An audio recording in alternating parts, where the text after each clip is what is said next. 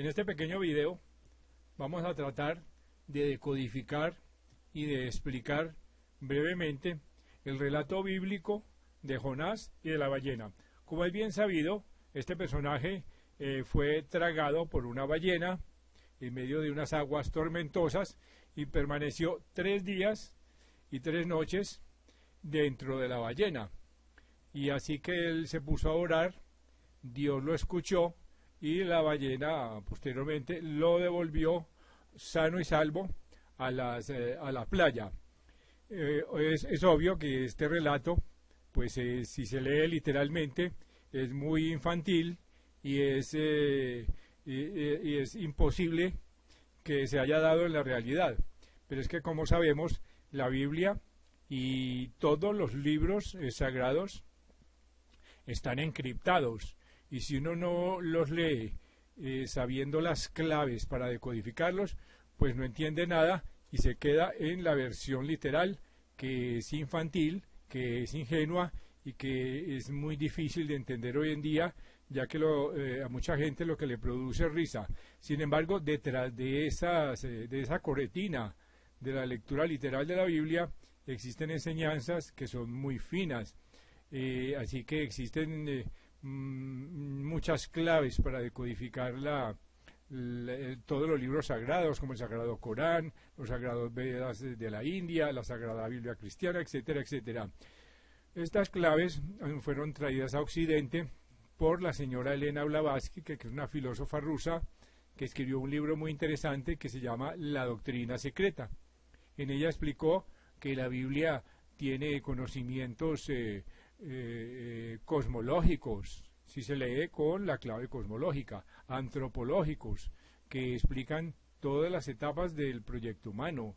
Y se puede leer con muchísimas otras claves, por ejemplo la clave teológica, la clave astronómica, la clave astrológica, la clave matemática, la fisiológica, la mística, etcétera, etcétera. Existen más de 120 claves para decodificar todos los libros sagrados, pero de todas maneras existe un esquema básico en la Biblia y en los 4 evangelios, y es que nos hablan de las 12 lecciones evolutivas de la conciencia, y estas lecciones están sintetizadas, están simbolizadas en los 12 signos del zodíaco, 3 para cada uno de los elementos, o sea, tierra, agua, aire y fuego.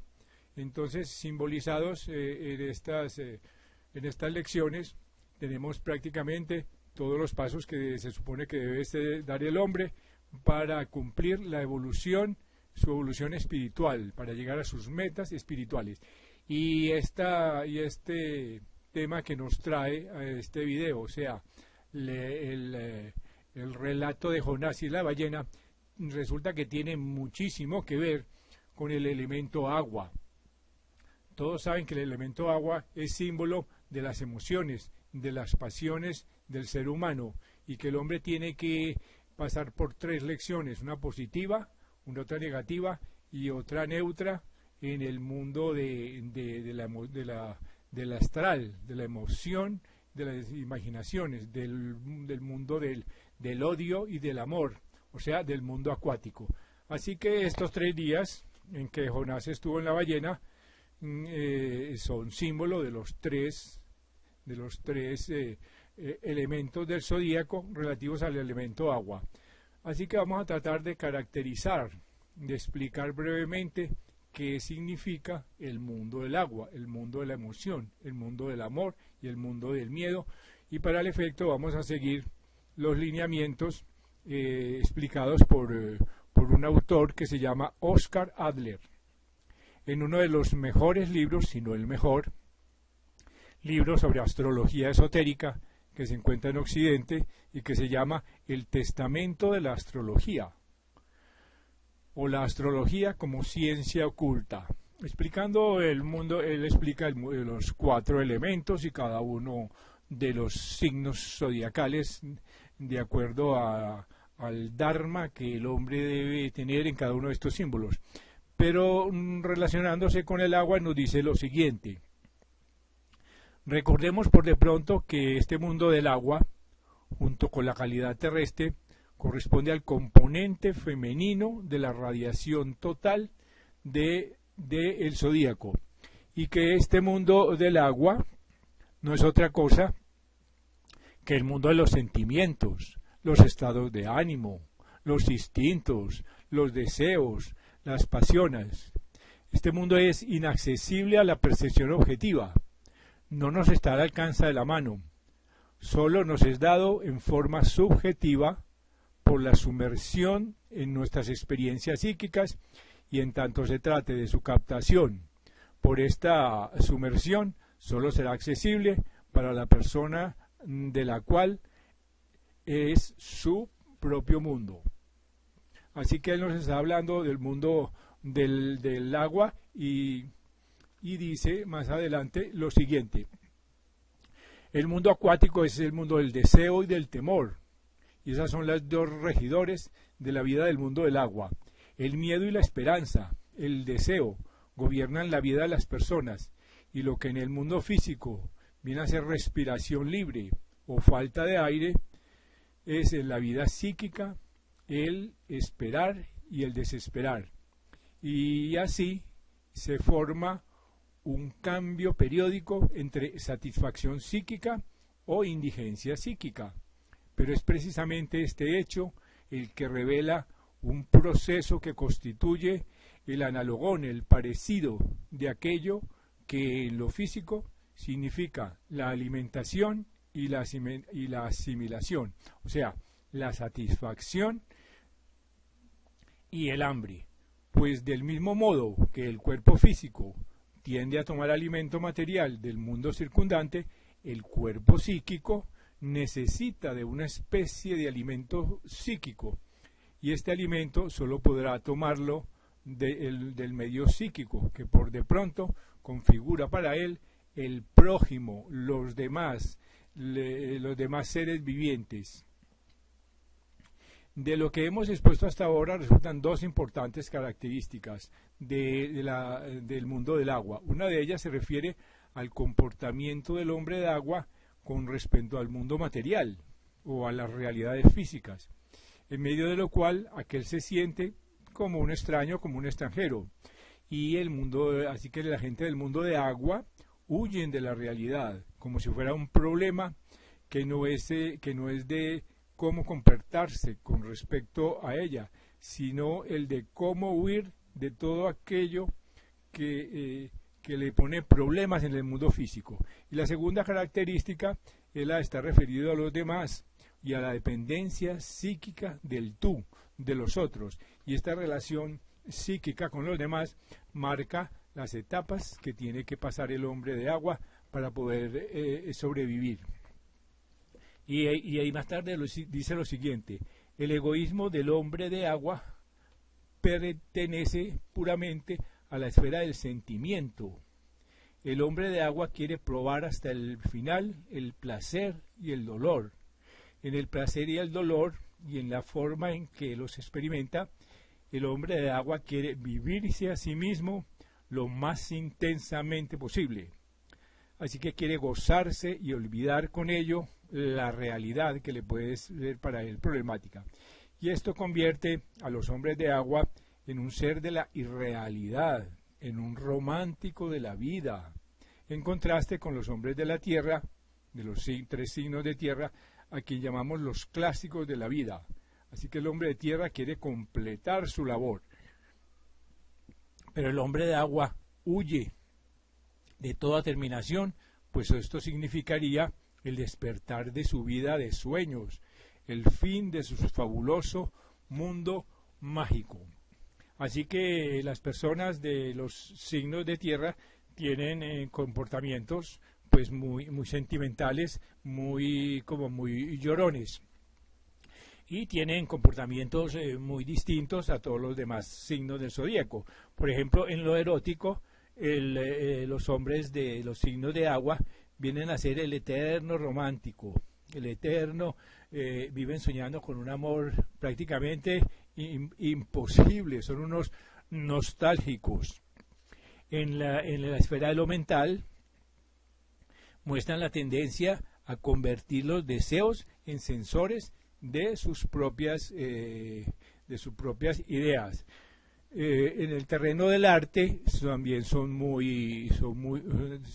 además de realistas, quieren ver en un sustrato mágico de las posibilidades del arte y piensan que la obra de arte más bella es la que aún no se ha elaborado. En el campo de la moral nos encontramos con la tendencia a convertir en fundamento de valoración moral no al daño, no al hecho mismo, no al hecho físico de un daño, sino al trasfondo psíquico, al conflicto psíquico que precedió al hecho, o sea, las intenciones, el amor o el odio que se ponga en un acto, es lo que le da el valor moral. Así que este es como una especie de introducción a las características de los tres símbolos del agua. Pero resulta que la semejanza que tiene el relato de Jonás y de la ballena con los elementos acuáticos y los símbolos de agua tienen muchísima relación con el signo de Piscis. Todos sabemos que el signo de Piscis es aquel donde se aplica la ley del perdón, la era de Jesucristo, mediante la cual el hombre purifica sus estados emocionales y obtiene la redención de los pecados.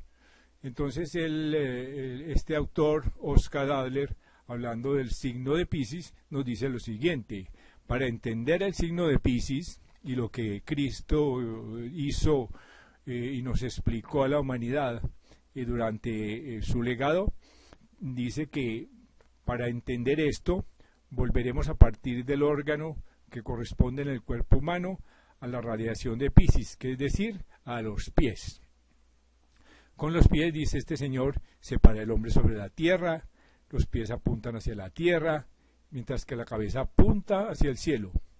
Pero es también con los pies que nos encontramos en contacto directo, inmediato, con la suciedad terrestre.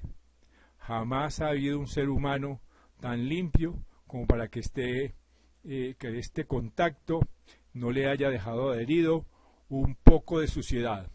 Esto es simbólico, por supuesto, de los errores del pasado.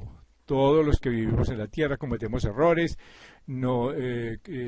quedamos algo así como sucios de remordimientos. Y esta suciedad de la tierra no es más que nuestra participación en aquello que en la Edad Media ha sido llamado el pecado original.